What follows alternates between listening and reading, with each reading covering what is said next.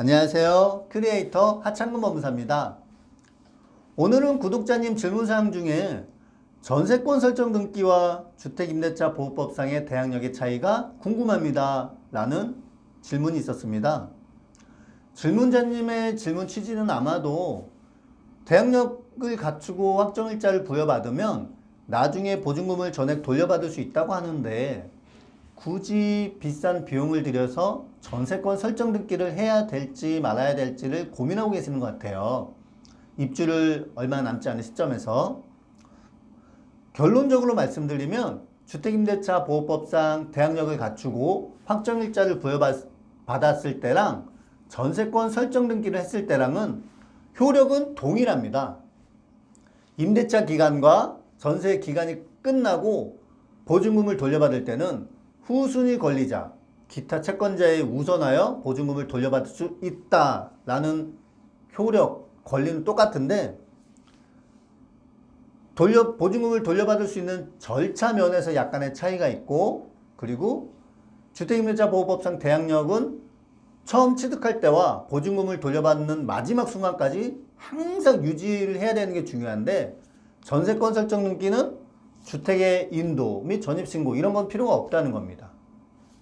그리고 일반적으로는 주택이 입주할 당시에 부동산의 시세 대비 적정한 가치를 산정해서 임대차 보증금 또는 전세 보증금을 산정하고 입주를 하기 때문에, 그리고 또 이사 들어가는 날 당일에도 은행 대출 등 선순위 저당권 등이 있는지 또는 선순위 임차인이 있는지 여부를 파악하고 들어가기 때문에 보증금에 대해서는 못 받을 염려는 굳이 안 하셔도 될 것 같습니다. 그렇기 때문에 임대차 보호법상 대항력과 확정일자를 부여받았으면 굳이 전세권 설정 등기는 안 하셔도 충분히 보증금을 돌려받을 수 있으세요. 근데 그 효력이나 그 차이가 몇 가지 있는데, 예를 들면은 일반적으로는 내가 주택에 들어가서 거기서 생활 터전을 갖고 인도와 전입신고를 하기 때문에 별 문제는 없는데, 부모님한테 집을 마련해 주는 경우가 있잖아요. 매입해 드리지 못하고 보증금을 마련해 가지고 이렇게 전셋집을 마련해 주는 경우가 있는데, 보증금을 돌려받으려면 나중에 전입신고와 확정일자를 갖고 다녀야 되는데, 인도를 해야 되는데, 나는 또 여기서 우리 아이들과 다른 생활을 하고 있잖아요.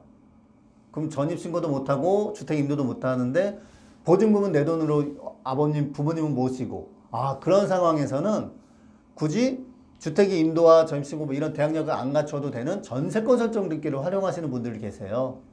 그러니까 나는 여기서 살면서 전세보증금은 전셋집을 부모님한테 마련해 드리면서 그렇게 뭐 내가 저주택 인도 전입신고 필요 없이 이렇게 해드리는 경우 있는데, 그런 경우는 가끔 있습니다. 그런 분들이 전세권 설정 등기를 활용하거나, 아니면은 진짜 강남 같은 경우에 보증금이 워낙에 높잖아요. 고액이고. 근데 주택임대차 보호법은 기본 취지가 서민의 주거 안정을 위한 취지잖아요. 그러니까 이게 혹시라도 나중에 뭐 내 보증금이 이렇게나 큰데 이걸 못 받을 수 있을까라는 걱정도 하고 불안하잖아요. 차라리 그래, 초반에 비용을 많이 들여서 전세권 설정등을 해놓자 해가지고 사시는 분들은 오히려 좀 맘 편하게, 비용은 많이 들지만 그게 오히려 맘 편할 수 있습니다. 그러니까 현재 입주하는 상황이나 뭐 이런 저런 상황을 종합적으로 판단해서 난 임대차 보호법상 대항력만으로도 충분해 라면 그냥 전세권 설정 등기는 굳이 안 하셔도 되고, 아니면 내 보증금이 너무나 고액이고, 아니면 또는 다른 뭐 부모님이나 이렇게 전셋집을 좀 얻어주는 상황이거나 이럴 때는 전세권 설정 등기를 활용하는 것도 좋고요. 그래서 제가 간단히 한번 정리를 해봤습니다. 보면 전세권이란 전세권자는 전세금을 지급하고 타인의 부동산을 점유하며 그 부동산의 용도에 쫓아 사용 수익하며 그 부동산 전부에 대하여 후순위 권리자, 기타 채권자보다 전세금의 우선 면제를 받을 권리가 있다라고 여기 효력이 정리가 되어 있는데, 주택임대차보호법상 대항력도 여기 마찬가지입니다.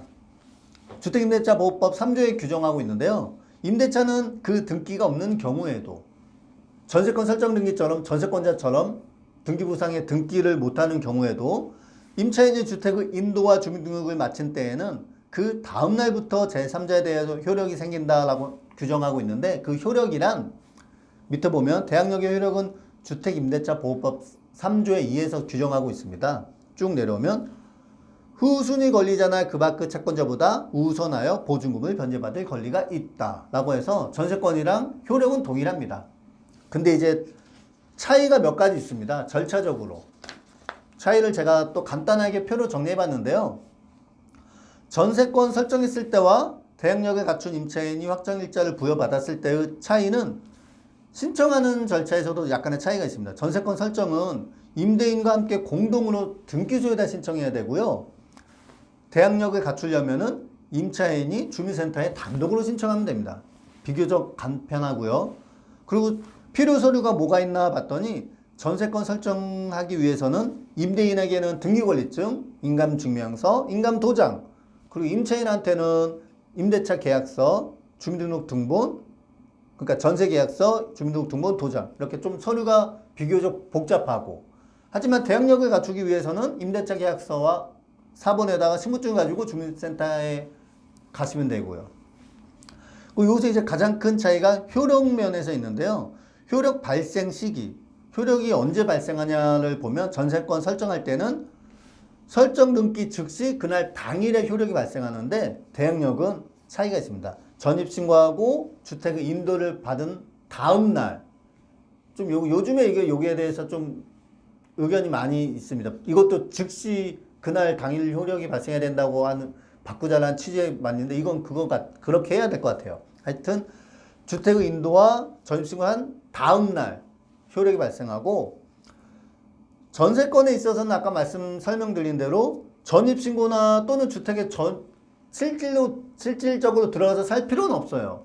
하지만 대항력을 갖춘 임차인이 되기 위해서는 주택의 인도 그리고 전입신고가 필수적으로 필요하고 이 대항력 역시 쭉 끝까지 보증금을 돌려받는 순간까지 유지해야 된다는 게 가장 중요합니다. 그리고 가장 큰 차이점은 보증금을 반환받기 위한 절차인데요. 혹시라도 문제가 생겨서 보증금을 반환받으려고 하는데 전세권자는 소송 절차 진행 없이 곧바로 경매 절차에서 경매를 신청해서 보증금을 돌려받을 수 있습니다. 하지만 대항력을 갖춘 임차인은 보증금 반환 청구 소송을 진행해야 되고 그 후에 집행문을 부여받아서 강제집행 절차에서 경매를 신청해서 보증금을 돌려받아야 되는 차이가 있습니다. 기본적으로 전세권은 만약에 문제가 발생한다면 전세권은 처음에는 비용이 많이 들지만 절차도 복잡하지만 나중에 오히려 수월할 경우가 있고요. 대항력을 갖춘 임차인은 초반에는 간편하게 그냥 혼자 주민센터에서 해결이 가능하지만 혹시라도 문제가 발생하면 비용이 많이 들고 비용이 조금 추가적으로 들 수 있고 소송 절차에 대한 비용과 시간이 좀 들 수 있다라는 차이점이 있겠네요. 그렇기 때문에 정리하자면 주택임대차보호법상 대항력을 갖춘 임차인이 확정일자를 부여받았으면 자신의 보증금을 보호받는 것은 충분합니다. 그렇기 때문에 굳이 전세권 설정 등기를 해야 될지 말아야 될지 고민할 필요는 없으실 것 같고요. 다만 우리 부모님한테 전세 보증금을 마련해서 전셋집을 마련해 드린다든지 또는 내 집이 워낙에 고액의 전세 보증금을 사시는 분들 있잖아요. 일반 이런 주택 말고요. 그런 분들은 전세권 설정 등기를 하는 게 심리적으로도 안정되고 정신적으로도 그렇고 그게 낫겠죠. 그렇기 때문에 현재 입주하는 상황 및 차후에 보증금을 돌려받을 수 있는 방법 등을 종합적으로 고려하셔서 어느 것을 선택할지는 상황에 맞게 신중히 판단하셔서 결정하시면 될 것 같습니다. 지금까지 영상을 시청해 주셔서 감사합니다. 다음에는 더 유익하고 재미있는 영상으로 찾아뵙도록 하겠습니다. 내일은 오늘보다 더 행복하시고 건강하시길 바라겠습니다. 감사합니다.